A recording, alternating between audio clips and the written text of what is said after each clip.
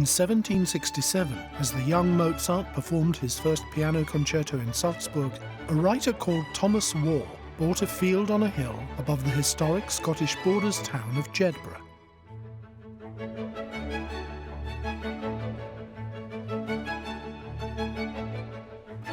Over the next 30 years, Waugh bought 6 adjoining parcels of land, eventually acquiring enough to form a small private estate. He called it Glenburn.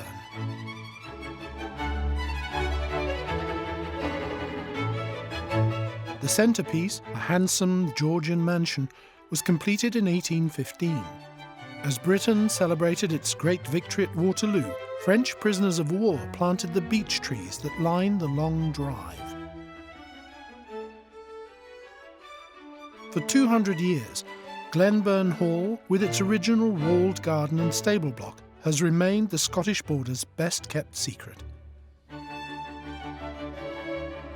Its 67 acres of private woodland and grass parks provide a sanctuary for wildlife, a haven where children can play in safety. The nearby town of Jedburgh is the jewel in the crown of the Scottish Borders, whose gentle hills and flowing rivers were immortalised by Sir Walter Scott. It is rich in history, with a 12th century abbey, a castle, and the house where Mary Queen of Scots sought refuge.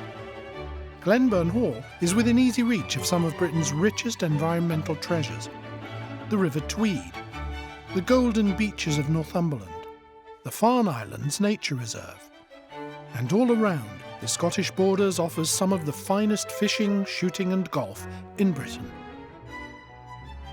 Yet Glenburn Hall is no wilderness. 2 international airports, Edinburgh and Newcastle, are just 75 minutes drive away.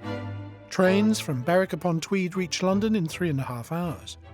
A new rail service connecting the Borders to Edinburgh was opened by the Queen in 2015. Described by many as the most beautiful house in the Borders, Glenburn Hall has been featured in Vogue magazine, which said, "Reinventing the familiar is what the new wave of country houses is all about, uniting classic and modern design." Glenburn Hall has come on the market only 3 times in its 200 years. It is more than a beautiful family home set in the heart of a small, manageable estate. It is a way of life.